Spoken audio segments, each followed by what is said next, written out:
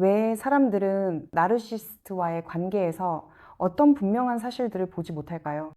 왜 나르시시스트의 피해자들은 똑같은 실수를 반복할까요? 심지어 한 사람도 인생에서 여러 번 나르시시스트를 만날 수 있고 첫 번째 경우와 똑같은 실수를 반복할 수 있습니다. 그래서 오늘은 나르시시스트의 피해자들이 저지르는 주요 실수들에 대해 말씀드리고자 합니다. 그 실수는 총 7가지입니다. 그리고 이 영상의 마지막에 각 실수마다 여러분이 그 문제를 스스로 극복하고 해결할 수 있는 방법을 제시해 드리겠습니다. 더 이상 이런 실수를 반복하지 않도록 말이죠. 그래서 이 영상은 여러분이 세상과 사람들과 그리고 다른 이들과의 관계를 더 행복하게 부드럽게 말하자면 더 행복한 사람으로 느낄 수 있도록 관계를 구축하는 데 도움이 될 것입니다.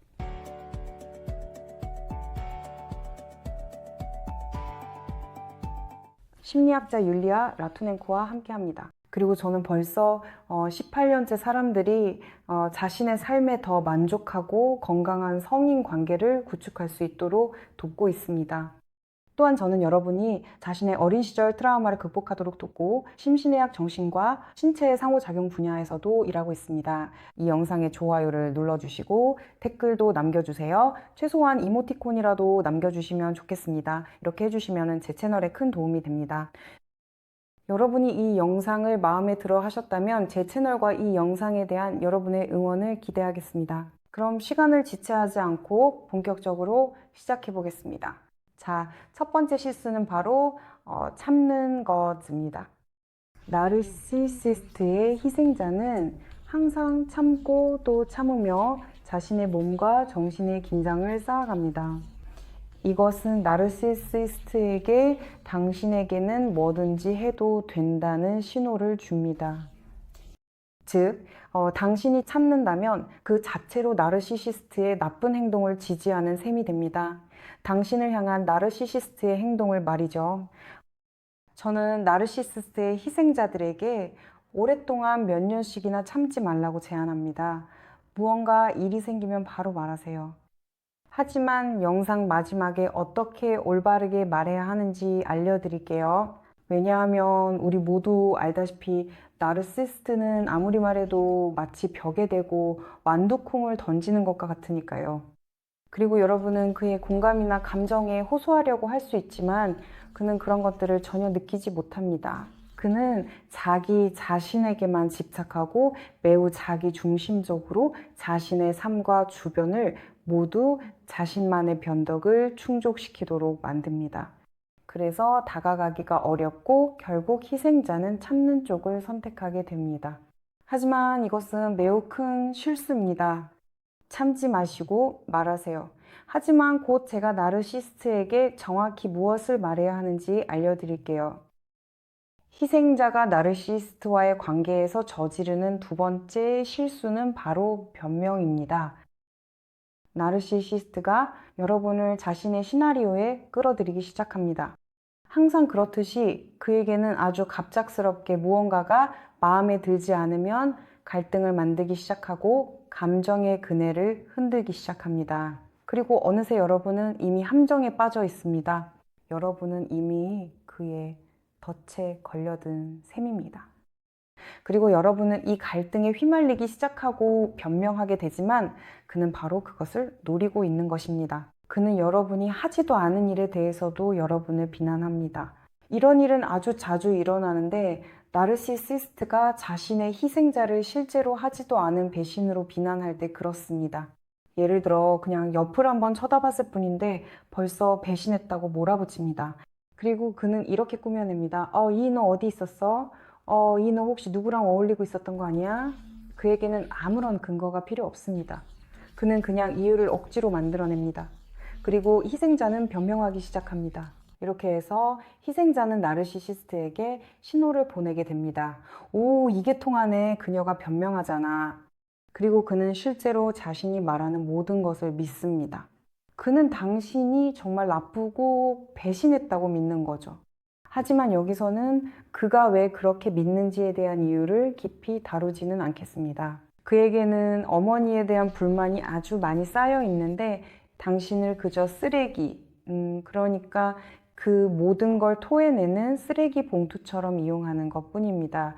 즉, 그는 자신의 해커 같은 목적을 위해 당신을 이용하는 겁니다. 그는 심리적 해커처럼 행동합니다. 그는 끊임없는 비난으로 당신의 정신을 무너뜨리고 있습니다. 당신은 끊임없는 비난과 불만이 가족이나 관계에서 보이지 않는 학대와 폭력의 한 형태임을 이해해야 합니다. 그러니 이런 모든 행동은 반드시 중단해야 합니다. 하지만 어떻게 중단해야 하는지는 이 영상의 마지막에 말씀드리겠습니다. 우리는 모두 잘 알고 있듯이 나르시시스트가 자신의 도발적이고 감정적인 행동을 멈추게 하는 것은 매우 어렵습니다. 그래서 우리는 반드시 이 방법을 배워야 합니다. 왜냐하면 실제로 나르시시스트는 정말 많기 때문입니다. 그리고 상담을 받으러 오신 여성분들이 저에게 이렇게 말씀하십니다.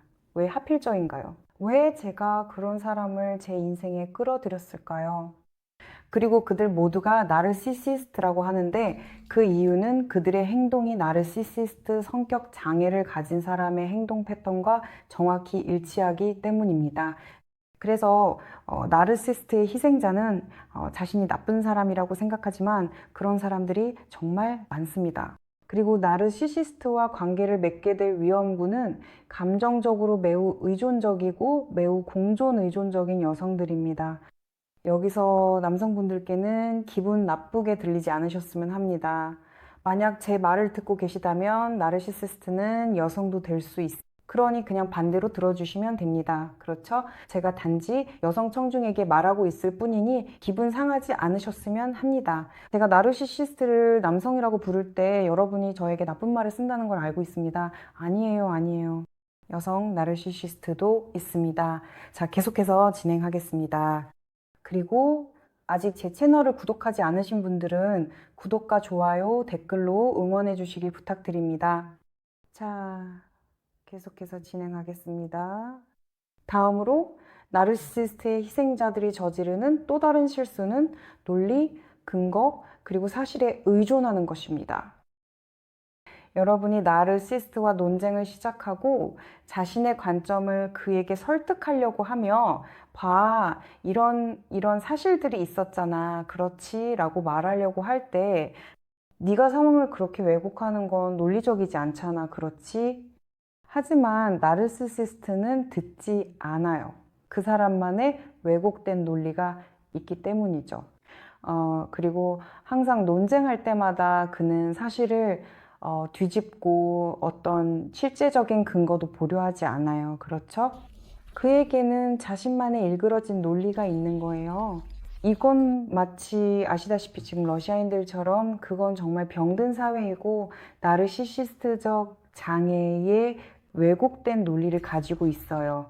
나르시시스트도 관계에서 똑같이 행동합니다. 흰 것을 검다고 하고 검은 것을 희다고 하죠.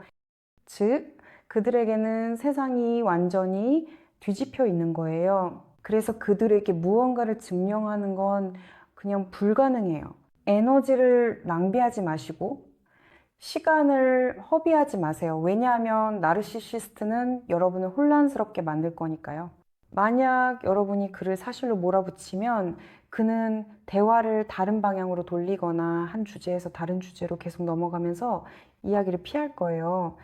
즉, 여러분은 아무것도 증명하지 못하고 오히려 혼란스러워지고 결국에는 지치고 아프고 속았다는 기분만 들게 될 거예요. 나르시시스트와 논쟁을 하면 이런 기분이 정말 불쾌한데 왜냐하면 그는 항상 옳다고 생각하거든요. 이 점을 꼭 기억해야 합니다. 그리고 이 논리와 사실의 문제를 어떻게 해결해야 하는지에 대해서는 영상 마지막에 말씀드릴게요. 계속해서 다음으로 넘어가겠습니다. 자, 나르시시스트의 희생자들이 저지르는 네 번째 실수는 바로 기대와 환상입니다. 나르시시스트가 관계에서 이미 독성이 드러나기 시작하면 피해자는 그 연애 초기, 마치 천국 같았던 시기, 그 사람이 완벽한 파트너, 백마탄 왕자처럼 보였던 그 시기를 떠올리게 됩니다. 하지만 그 시기는 이미 끝났습니다. 그리고 이제 나르시스트는 자신의 본 모습, 내면의 본질을 드러내기 시작합니다. 그는 점점 더 독성이 강해지고 이런 일은 여러 단계로 일어납니다. 여러분이 이미 그를 떠날 준비를 하고 짐을 싸고 이제 끝이야, 더는 못 참겠어, 너를 떠날 거야 라고 말할 때가 오죠. 그는 마치 광대처럼 분장을 하고 꼭두각시처럼 완전히 다른 역할을 연기하기 시작합니다. 이제 달콤한 쇼가 시작됩니다. 그는 아주 다정해지고 꽃을 주고 선물을 건넵니다. 그리고 나르시시스트의 희생자는 항상 그가 정말로 변했다고 믿게 됩니다. 아니요. 그는 변하지 않았고 앞으로도 절대 변하지 않을 거예요. 왜냐하면 그 안에는 아무것도 없는 사람이기 때문이죠. 그건 마치 예쁜 포장지에 아무것도 들어있지 않은 사탕과도 같습니다. 그는 이런 포장지, 즉 가면을 아주 빠르게 바꿉니다. 그가 어떤 목적을 이루고 싶은지에 따라 달라지는 거죠. 그러니 이런 마법 같은 변신이나 달콤한 쇼를 믿지 마세요. 여러분이 떠나지 않고 그가 여러분을 여러 번 이렇게 조종하고 다시 돌아오게 할 수 있다는 걸 알게 되면 그는 계속 그렇게 해도 된다라고 생각하게 됩니다. 여러분은 결국 그에게서 벗어날 수 없다고 생각하는 거죠. 이런 실수는 일종의 알코올 중독 패턴과 연관되어 있어요. 그렇죠? 이건 일종의 의존성이에요. 그런데 모든 알코올 중독자의 아내들이 바로 이렇게 행동하죠. 남편이 술을 마시고 나서 이렇게 말할 때요. 이번이 마지막이야. 미안해. 다시는 술 안 마실게라고요. 어쩌면 그는 정말로 술을 끊을 수도 있고 그녀는 이제 모든 것이 잘 될 거라고 멋진 인생이 시작됐다고 믿어요. 하지만 그는 결코 술을 끊지 않아요. 그래서 알코올 중독자의 아내는 평생을 자신이 만났던 그 백마탄 왕자가 곧 돌아올 거라는 환상 속에서 살아가게 되는 거죠. 하지만 그 마법의 시간은 너무나 짧았어요. 5번째 실수입니다. 그것은 바로 의심, 자신에 대한 불신과 의심이에요. 나르시시스트의 희생자는 아주 자주 자신의 감정이나 필요보다 나르시시스트의 논리를 더 신뢰하게 됩니다. 이로 인해 나르시시스트는 여러분을 아주 쉽게 조종할 수 있게 되는 거죠. 그는 자신의 희생자에게 뭔가 잘못됐고 어딘가 부족하다고 믿게 만듭니다. 그는 그것을 더 나은 쪽으로 재작업합니다. 예를 들어 제 고객 중 한 분이 이렇게 말했어요. 그가 저에게 내가 너를 더 나은 사람으로 만들어주고 있어 라고 했어요. 그래요. 바로 그런 식이에요. 그리고 그는 이렇게 말하죠. 나는 네가 더 나은 버전의 자신이 되길 원해. 하지만 이 말은 나르시스트가 그녀를 있는 그대로 사랑하지 않는다는 뜻이에요. 그는 마치 피그말리온처럼 자신의 갈라테이아를 만들어내는 거죠. 참고로 피그말리온과 갈라테이아 이야기는 굉장히 나르시시즘적인 이야기예요. 그래서 나르시시스트는 자신의 피해자를 다시 만들고 무릎으로 꺾어버리듯이 부숴버리죠. 너는 지금보다 더 나아져야 해 라는 이런 요구들로요. 너는 살을 빼야 해. 너는 말을 더 잘해야 해. 너는 이것도 해야 해. 결국 피해자는 그것을 믿게 됩니다. 참고로 예전에 저에게 그런 내담자가 한 명 있었어요. 나르시시스트의 희생자였죠. 저는 그분을 평생 기억할 거예요. 왜냐하면 그분이 저에게 이렇게 말했거든요. 그 사람이 내가 치라는 글자를 잘못 발음한다고 해요. 바로 그 글자에서 언어 결함이 있다고요. 참고로 이 여성분은 언어 치료사로 일하고 있었어요. 그래서 제가 물었죠. 혹시 본인이 치라는 글자를 정상적으로 발음하고 있다는 걸 못 느끼시나요? 그랬더니 그분이 말했어요. 아니에요. 제 말 들어보세요. 저 진짜로 치라는 글자를 잘 못 발음해요. 그리고 그는 말합니다. 그러니까 제가 Hing라고 하면 오, 제발 H 문자를 알려주세요 라고 해요. 그랬더니 그분이 치라고 발음했어요. 그래서 제가 물었죠. 뭐가 잘못 발음된 거예요? 그녀가 아니에요 라고 했어요. 그 남자가 너는 채를 제대로 발음 못한다고 자꾸 말해서 그녀가 그렇게 믿기 시작했어요. 이건 좀 황당한 예시이긴 하지만 나르시시스트의 희생자들은 정말 자주 의심하게 돼요. 혹시 저 사람이 맞는 걸까? 라고요.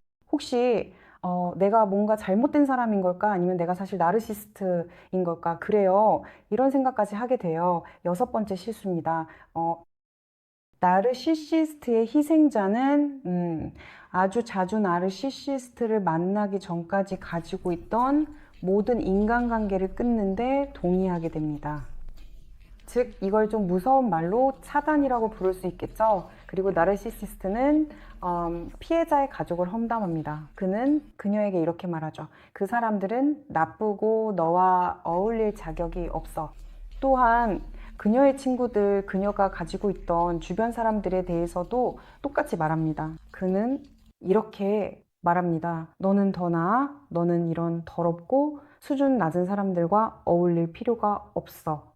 그리고 피해자는 그 말을 믿고 나르시시스트를 만나기 전까지 곁에 있었던 사람들과 점점 연락을 끊게 됩니다. 나르시시스트가 이렇게 행동하는 이유는 피해자가 절대 어떤 지원도 받지 못하게 하려는 것입니다. 그는 무의식적으로 자신이 그녀를 지치게 만들 것임을 알고 있습니다. 그리고 그는 그녀가 오직 자신의 소유가 되길 바라며 그녀의 주변 누구도 자신 외에는 그녀에게 접근하지 못하게 하려는 것입니다. 그가 이렇게 행동하는 이유는 여성의 인생의 의미가 자신을 중심으로 돌아가길 바라기 때문입니다. 그래서 그는 그녀의 주변 사람들과의 관계를 끊어냅니다. 그는 여성이 자신을 만나기 전까지 가졌던 모든 것을 폄하합니다. 이제서야 진짜 인생이 시작된다는 것이죠. 이런 신호, 이런 메시지를 그는 마치 여성에게 주는 것처럼 보입니다. 그리고 마지막 실수는 그의 재정입니다. 아주 많은 여성들이 자신과 아이들을 부양해주고 그녀의 삶을 책임져줄 그런 남자를 꿈꿉니다. 그녀는 집에서 아무것도 하지 않고 앉아 있을 수 있겠죠. 하지만 아시다시피 공짜 치즈는 쥐덫에만 있습니다. 모든 것에는 대가가 따릅니다. 그리고 나르시시스트는 단순히 허락하지 않는 것만이 아닙니다. 그는 여성이 어떤 직업을 갖거나 돈을 벌거나 경제적으로 자립할 수 있도록 돕지 않습니다. 왜냐하면 그것이 그에게 불리하기 때문입니다. 그리고 여성이 나르시스트와 관계를 시작할 때부터 그는 그녀가 자신이 모든 것을 지불할 것이라고 믿도록 관계를 그렇게 설계합니다. 네, 그는 그녀의 어떤 필요에 대해 돈을 지불하긴 하지만 그녀에게서 훨씬 더 많은 것을 빼앗아 갑니다. 그는 그녀의 자유, 삶, 건강을 빼앗아 갑니다. 그는 마치 뱀파이어처럼 그녀에게서 모든 생명력, 모든 삶의 에너지를 빨아들입니다. 그래서 이거는 매우 큰 실수입니다. 이것은 누군가가 와서 자신의 문제를 해결해 줄 것이라고 외부에서 행복을 찾을 수 있다고 꿈꾸는 공동의존적인 사람의 실수입니다. 이것은 미성숙한 정신의 문제입니다. 그리고 우리는 이러한 모든 문제들을 어떻게든 해결해야 합니다. 지금부터 여러분께 이런 문제들을 해결하기 위해 자기 개발에서 어떤 방향을 잡아야 하는지 말씀드리겠습니다. 그리고 우리가 이 문제들의 해결책에 대해 이야기하기 전에 제 채널이 여러분의 좋아요, 구독, 댓글로 많은 응원을 필요로 한다는 점을 다시 한번 상기시켜 드립니다. 그냥 감사합니다 라고 해주세요. 그냥 이모티콘 하나라도요, 댓글을 남겨주세요. 이 어려운 시기에 제 채널이 무너지지 않도록 정말 큰 도움이 됩니다. 첫 번째 실수에 대한 해결책은 제가 말씀드렸듯이 인내심입니다. 그렇죠? 여기서는 모든 게 아주 간단하게 들릴 거예요. 참을 필요는 없습니다. 여러분이 해야 할 것은 어떤 행동이든 나르시시스트로부터 어떤 신호를 받았을 때 그 사람에게 이렇게 말하세요. 네, 이건 내 마음에 들지 않아. 나는 이걸 듣지 않을 거야. 멈춰. 잠깐 멈추고 이렇게 말하려고 노력하세요. 이건 여기 내 경계야. 넘지 마. 나는 이걸 하지 않을 거야. 알겠죠? 그냥 신호가 오면 거기에 바로 반응을 보이세요. 속으로 쌓아두지 말고 그 사람이 이미 당신이 모든 걸 참는데 익숙해질 때까지 기다리지 마세요. 그 사람은 계속해서 당신을 괴롭히는 행동을 점점 더 심하게 할 거예요. 그리고 당신이 참기만 하면 그렇게 함으로써 나르시시스트가 당신을 괴롭히는 걸 오히려 돕는 셈이 돼요. 그러니까 만약 그 사람이 정말로 당신과 함께 있고 싶어 한다면 그는 조금씩 조금씩 당신이 그가 생각했던 것처럼 그렇게 편한 사람이 아니라는 걸, 당신이 부드럽고 순한 사람이 아니라는 걸 깨닫게 될 거예요. 나르시시스트와는 이렇게 해야 해요. 그 사람과는 부드럽고 순하고 다정하게 지내는 게 불가능해요.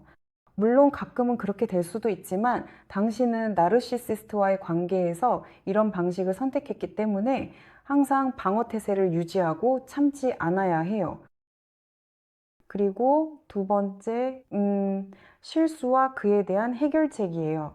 이 모든 해결책에서 당신은 매우 단호해야 해요. 그리고 나르시시스트가 당신을 비난하기 시작할 때 이렇게 말해야 해요. 스톱! 나는 이걸 듣지 않을 거야. 나는 비난의 언어를 이해하지 못해. 나는 오직 부탁의 언어만 이해해. 만약 나에게 뭔가를 부탁하고 싶으면 부탁해. 저는 그런 비난을 듣지 못했습니다. 그리고 당신은 그냥 이렇게 무감각하고 귀가 멀고 벙어리가 되는 거예요. 그렇죠? 당신은 앵무새처럼 그에게 말해요. 나는 그런 언어를 이해하지 못해. 부탁하고 싶어? 부탁해. 그리고 나는 내게 아니라고 할지 내라고 할지 생각해 볼 거야. 알겠지? 왜냐하면 나에게도 모든 사람과 마찬가지로 아니라고 말하고 거절할 권리가 있으니까. 하지만 네가 점점 더 비난을 멀리하고 나에게 부탁하려고 한다면 나는 점점 더 내게 맞춰줄 거야. 이렇게 해서 당신은 자신의 나르시시스트를 길들이는 거예요. 왜냐하면 안타깝게도 그들과는 이렇게 할 수밖에 없으니까요. 세 번째, 실수에 대한 해결책입니다. 이건 그가 당신과 논쟁하려고 할 때 당신이 논리나 어떤 사실들을 들이대는 경우예요. 아니요, 거기에 시간을 낭비하지 마세요. 그가 뭔가를 주장하거나 비난하거나 당신을 판단하려고 하면 이렇게 말하세요. 그래, 나는 내 관점을 바꾸지 않을 거야. 너도 여기에 시간을 낭비하지 않아도 돼. 내 생각은 예전에도 그랬고 지금도 그렇고 앞으로도 내가 말한 대로일 거야. 그러니까 우리 지금 여기서 그만하자. 멈추다. 잠시 멈추고 대화에서 벗어나세요. 만약 그가 당신을 따라오거나 쫓아온다면 이렇게 말하세요. 아니, 나는 이 주제로 더 이상 이야기하지 않을 거야. 나는 이미 다 말했어. 즉, 분명한 스톱 아니라는 뜻이에요. 다음은 또 다른 실수와 그에 대한 해결책입니다. 어떻게 하면 자신에 대한 불신을 극복할 수 있을까요? 이 모든 상황, 즉 자신보다 나르시시스트를 더 신뢰하게 되는 것은 여러분의 어린 시절과 관련이 있습니다. 어린아이는 자신에게 경험이 없기 때문에 아빠와 엄마를 자신보다 더 신뢰합니다. 여러분은 이제 어른이고 분명히 경험도 있다는 사실을 기억해야 합니다. 그리고 나르시시스트가 보기에는 그게 잘못된 것처럼 보여도 여러분은 자신이 느끼는 감정을 느낄 권리가 있다는 것도 잊지 마세요. 그리고 그 사람에게서 부모의 투영을 걷어내야 합니다. 네, 이건 그리 쉬운 일이 아닙니다. 하지만 심리치료에서는 이것이 가능합니다. 하지만 심리치료를 받을 수 없는 상황이라면 그 사람이 여러분에게 뭔가를 주입하려 하거나 여러분이 나쁘고 불완전하며 결함이 있다고 암시하려 할 때 이렇게 말하세요. 당신은 내 아버지도 내 어머니도 아니니까 나에 대해 이래라 저래라 할 자격이 없어. 당신은 나에게 어떤 평가도 내릴 수 없어. 왜냐하면 나는 내가 어떤 사람인지 잘 아니까. 혹은 이렇게 말하세요. 그만, 나는 이 얘기를 듣지 않을 거야. 이런 말은 듣고 싶지 않으니까 나는 듣지 않을 거야. 당신이 뭘 해도 소용없어. 이어폰을 끼거나 방을 나가거나 아니면 그냥 산책을 나가세요. 네, 이 모든 것은 나르시시스트의 공격성 정도에 달려 있습니다. 아주 공격적인 경우도 있지만 여러분은 반드시 이 그만이라는 말을 아주 분명하고 확실하게 전달해야 합니다. 그리고 그 사람이 이 그만이라는 선을 넘는다면 그에 따른 어떤 책임이 따를 것임을 분명히 알아야 합니다. 어떤 책임이 따를지는 각자의 상황에 따라 여러분이 직접 결정해야 합니다. 예를 들어 경찰을 부르겠다든지 아니면 네가 얼마나 형편없는 사람인지 내 모든 친구들에게 말하겠다든지 또는 그 밖에 다른 방법이 있을 수 있습니다. 글쎄요. 그건 여러분이 직접 결정해서 어떤 것으로 겁을 줄지 선택해야 합니다. 아니면 내가 너를 떠날 거라고 실제로 떠나야 한다고 말할 수도 있습니다. 알게요. 한 여성이 저에게 나르시시스트는 변하나요? 라고 물었습니다. 저는 아니요 라고 답했더니 그녀는 제 남편은 변했어요 라고 했습니다. 제가 말했죠. 아마도 당신이 그를 정말 심하게 겁주셨나 봐요. 그리고 그를 평생 그 두려운 상태로 붙잡아 두고 계신 거겠죠. 그녀가 말했어요. 네, 저는 그를 떠날 거라고 겁을 줘서 정말 무섭게 했어요. 그리고 그녀는 어떻게든 그 관계를 유지하면서 그를 그 두려움 속에 붙잡아 두고 있는 거예요. 여섯 번째 실수에 대한 해결책은 차단입니다. 당신을 친구들과 부모님으로부터 차단하는 것이죠. 아시다시피 저는 관계란 각자에게 반드시 자기만의 개인적인 공간이 있어야 한다고 생각해요. 그리고 관계에서 단지 3분의 1만이 서로 공유하는, 즉 파트너와 함께하는 공통된 부분이고 나머지 3분의 2는 사실상 당신의 삶, 당신의 존재에서 파트너와는 관련 없는 부분입니다. 그래서 잘은 모르겠지만 제 경험을 예로 들어 말씀드리자면 저는 이렇게 결정했어요. 제 친구들과 누구와 교류할지 누구와 교류하지 않을지에 대한 문제, 제 가족에 관한 문제, 제 건강에 관한 문제, 즉 제가 무엇을 먹고 무엇을 하는지, 운동이나 취미, 제 일, 그리고 예를 들어 제 휴가도요. 저는 혼자 여행하는 것을 정말 좋아해요. 이런 영역에는 저는 누구도 절대 들이지 않아요. 그래서 저는 여러분이 관계를 시작하기 전에 사랑하는 소중한 사람에게 이런 영역이 있고 그 사람의 자리가 아닌 곳이 있다는 것을 미리 설명해 주는 것을 정말 추천해요. 즉, 이것은 개인적인 경계를 세우는 과정이에요. 왜냐하면 나르시시스트의 희생자는 대체로 개인적인 경계가 매우 약하거든요. 그리고 이것은 어린 시절부터 이어져 온 큰 문제입니다. 이제 우리는 거의 끝에 다다랐어요. 일곱 번째 실수에 대한 해결책은 바로 의존성. 네, 경제적 의존성, 그리고 감정적 의존성입니다. 저는 이 모든 실수들이 결국 사람이 의존적인 심리를 가지고 있기 때문에 생긴다고 생각해요. 그리고 여기서 해결책은 바로 질 높은 심리 치료가 되어야 한다고 생각합니다. 혹시 그런 기회가 없다면 우선 자신의 경제적 독립을 구축하는 것부터 시작해야 합니다. 절대 누구에게도 의존하는 것에 동의하지 마세요. 이 경제적 의존성이라는 게 아시다시피 돈을 아끼고 싶거나 남의 자원을 원할 때 생기는 거죠. 보시다시피 나르시시스트와의 관계에서는 이런 일이 일어납니다. 여러분은 그들의 경제적 자원을 원하고 그들은 여러분의 삶의 자원을 원합니다. 아직 제 채널을 구독하지 않으셨나요? 구독해주세요. 그러면 정말 기쁠 거예요. 제 채널에 좋아요와 댓글로 응원해주시고 또한 여러분의 경험을 공유해주세요. 이런 실수들에 대해 어떻게 생각하시는지, 그리고 나르시시스트와의 관계에서 어떤 실수를 해보셨는지 알려주세요.